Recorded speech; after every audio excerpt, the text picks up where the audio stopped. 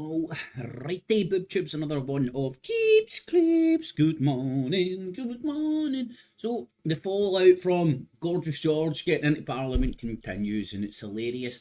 Now, in hindsight, not in hindsight, one of the criticisms that people are saying about George Galloway is like, why are you running in Rochdale? What are you going to do for the people of Rochdale? And along those lines. And to an extent, I can definitely agree with those criticisms, but for me, it's missing the argument, right?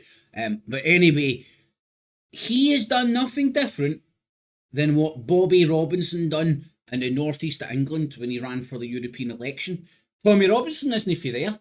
He doesn't give a flying fuck about those people.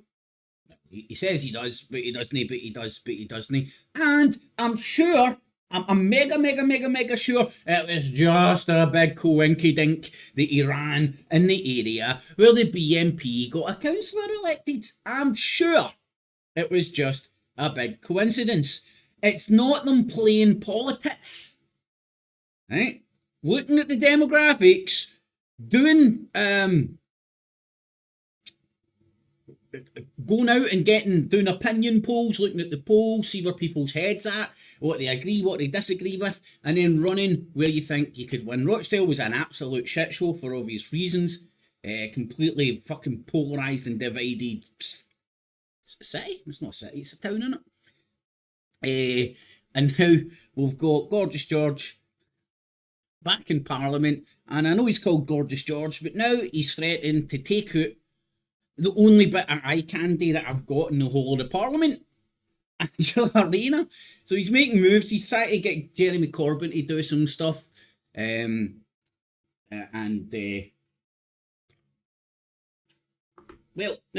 be honest. All politicians are opportunists. They jump on things and use them for their own benefit. Just like George Galloway in Rochdale jumped on the Gaza thing. He jumped on the fact that there's polls out there, let's say 76% of the UK public want an immediate sex fire, an immediate ceasefire. He's jumped all over that. He's used it for his political advantage, and he's encouraging others to do the same.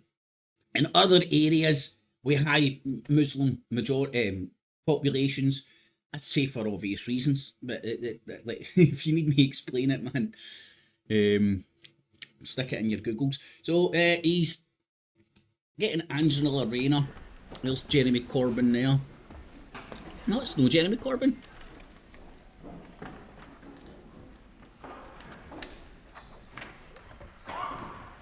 Anyway, that's not exciting. It's just him holding up a Bible and saying, I do solemnly swear by Almighty God that I will be faithful and bear true allegiance to His Majesty King Charles, his heirs and successors. Right, so to get into Parliament, you have to swear allegiance to the King. Right? Now, we have separation of powers in this country, don't we? So the other separation of kings, you've got the Prime Minister, then you've got the Head of State, right? And then you've got the Church, and then you've got the Head of Church. Does anybody know what's happening here? Separation of power. You need to swear allegiance to be in Parliament to the King. The King is the Head of Church, and the King is the Head of State. Where's the separation of power, people?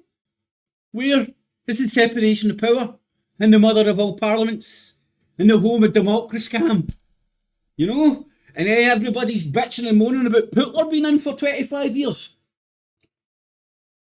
At least on paper, the Russian people have a way of getting rid of that cunt. In Britain, no chance. Anyway, so Gorgeous George and Jeremy Corbyn are making moves. Galloway swore in, wants to oust the Labour deputy leader from Parliament as she began work as an MP. The Workers' Party of Britain leader says his party could overturn Angela Rayner's majority in Ashton-under-Lyne constituency at the next election. He was sworn in as an MP because he's victory. Speaking to reporters, he listed more areas where large Muslim populations and vowed to win or make sure that Keir Starmer doesn't win. This is because Keir Starmer and the Speaker and other hang-on dangleberry MPs collaborated, conspired to usurp the UK Parliament And somehow, some way, they've managed to spin that as big bad Muslims are coming to kill your MPs. Right? And not one of them wants to talk about Joe Cox, because that wasn't a brown cunt. And if memory serves, that's the only MP that's been murdered that I'm aware of in the last 10 years. Just saying, and that was a far right fucking nut bar. And then obviously when you mention that, the the response you get for right wing idiots is, him is just a crazy person. That's what fucking your average Allah Akbar nut bar is. A fucking Looney Tune that wants to kill kill human beings because of shit in a book. He named the Labour deputy leader's seat as a target, saying there are at least 15,000 supporters, in my point of view, in her constituency. Mr Galloway, expelled from the Labour Party over his views on the Iraq War, and said his Rochdale win was for Gaza. Now, I love the way they take things out of context. He didn't say it was for Gaza. He said, Sir Keir Starmer, this is for Gaza. Right? Minuses, but it makes a difference because they're now framing it as if he's there as like the MP for Gaza, rather than a MP for Rochdale who has an opinion on Gaza like the rest of us. Especially, and somebody who has an opinion and probably more up to speed about how the Parliament got usurped and the SNP vote for a permanent ceasefire inside Gaza just got completely fucking sabotaged. Following his swearing-in ceremony, the 69-year-old listed a number of local priorities before telling reporters. So he did say something about Rochdale politics, but nobody gives a fuck.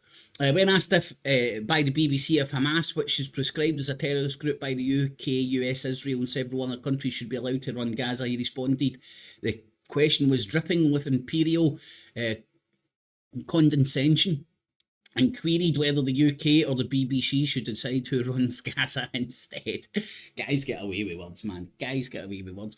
I would not myself have voted for Hamas. I am Arafat's man, and I am an Arafat man, and have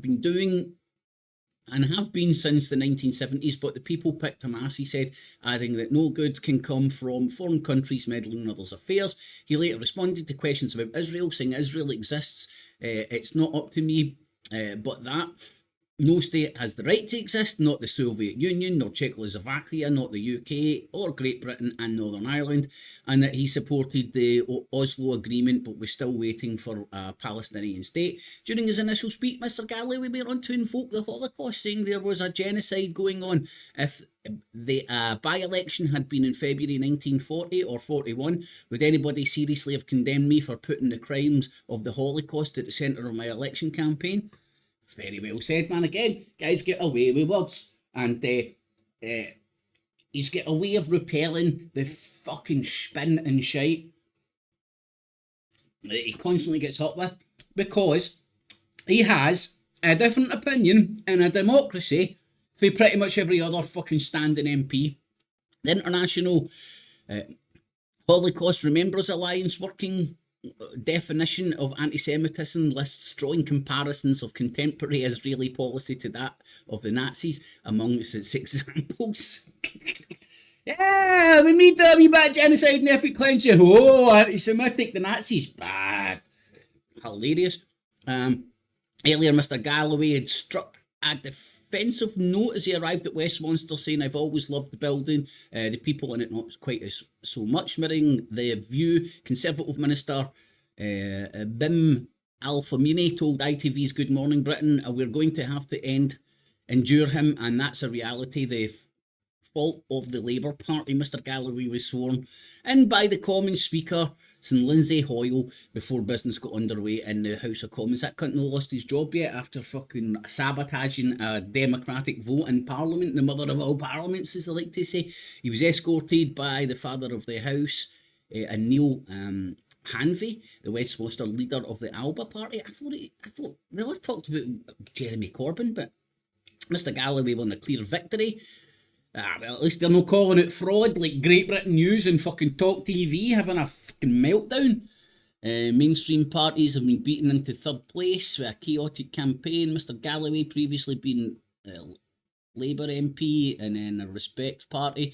Labour leader Sir Keir Starmer said Miss Scally only won Rochdale because Labour withdrew their support for its candidate. Yeah, he didn't win, we lost, you know. Mr Galloway has a long campaign for causes in the Middle East, and the first words of his victory speech in Rochdale were, Keir Starmer, this is for Gaza. At least they gave the full quote and not just the end of it. Do you know what I mean? It changes the context of it, big style, I believe. Because he's making no bonds about it. He's going after the Labour Party. Because that's kind of his party, like the working man's party, but they're no longer for the working man. And then he used the Malcolm X quote about the difference between the wolf and the fox. Which is very true, man. Well, in my opinion, I see it as very, very true. Sir Keir Starmer, the Labour Party, is not for people. Anyway, following the win, it was extremely concerned by Mr Galloway's victory, having atrocious record of baiting the Jewish community, including calling for Bradford when he was an MP there to be declared an Israeli free zone. Prime Minister Sushak said that he was very concerned at reports of intimidation during what he labelled one of the most divisive campaigns in recent times. Where was the intimidation? Where's the voter fraud, man? Shows the evidence, it's just throwing shit at a wall. So, Gorgeous George, leave Angela Rayner in, man. Come on, we all need a wee bit of fucking eye candy, man, in the fucking old parliament, man. Otherwise, it's just fucking Hairy Marys and fucking old men. So, leave us a wee bit of eye candy. Go after the rest of them, man. But there's Gorgeous George, as they call him, making moves in his first day in Parliament. So stay tuned. I'll need to find out what he's saying to Jeremy Corbyn. It seems like the BBC isn't mentioning that so much.